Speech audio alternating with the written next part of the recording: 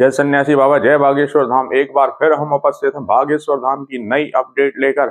जैसा कि हम आपको बता दें कि बागेश्वर धाम से हम आपको लेकर आते हैं नई नई अपडेटें। तो आज की अपडेट में हम आपको बताएंगे कि परम पूजनीय गुरुदेव जो कि वहां पर उनके बिहार में वहां पर उनकी हनुमंत कथा चल रही थी, और हनुमंत कथा वहां पर उनकी हनुमंत कथा में काफी श्रद्धालुओं का जन समूह उमड़ पड़ा और परम पूजनीय गुरुदेव को वहां पर व्यवस्थाएं हो गई। और वहां पर इतना जन समूह उमड़ पड़ा कि वहां पर बैरिकेडिंग भी तोड़कर लोग अंदर प्रवेश कर गए, जिससे वहां पर काफी व्यवधान उत्पन्न हो गया और परम पूजनीय गुरुदेव को कुछ समय के लिए वहां पर हनुमंत कथा को भी स्थगित करना पड़ा, क्योंकि परम पूजनीय गुरुदेव वहां पर उन्हें अनहोनी की आशंका लग रही थी। इसीलिए परम पूजनीय गुरुदेव ने बिहार में चल रही हनुमंत कथा में कुछ समय के लिए हनुमंत कथा को विश्राम करना पड़ा।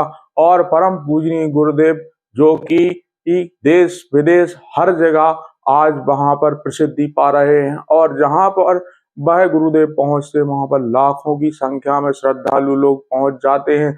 और बिहार में भी एक दिवसीय वहां पर दिव्य दरबार लगा और वहां पर ही लाखों लोगों का हुजूम वहां पर उमड़ पड़ा और परम पूजनीय गुरुदेव को वहां पर कुछ समय के लिए हनुमंत कथा को स्थगित करना पड़ा। तत्पश्चात वहां पर हनुमंत कथा पुनः प्रारंभ की गई और वहां पर बिहार में वहां पर उनके भक्तों का हुजूम देखने लायक था।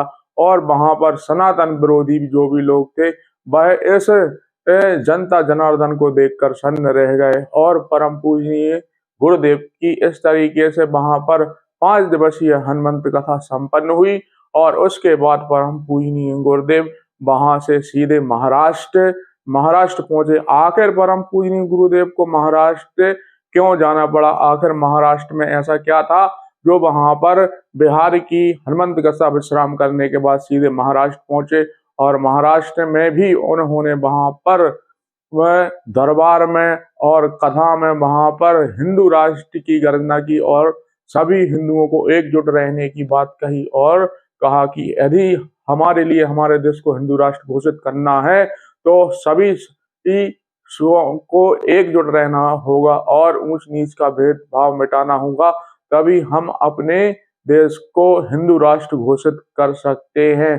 तो यह हम आपको बता दें कि परम पूजनीय गुरुदेव महाराष्ट्र आखिर क्यों गए और आखिर अचानक उनको महाराष्ट्र क्यों जाना पड़ा। जैसा कि हम आपको बता दें कि वहां पर मलूक महाराज जी के वहां पर कथा चल रही है और कथा में परम पूजनीय गुरुदेव को वहां पर आमंत्रण किया गया था। इसीलिए परम पूजनीय गुरुदेव हम बिहार की हनुमंत कथा संपन्न करने के तत्पश्चात सीधे महाराष्ट्र पहुंचे और महाराष्ट्र में वहां पर श्रद्धालुओं को हिंदू राष्ट्र का आह्वान किया और सनातनियों को एकजुट रहने की बात कही।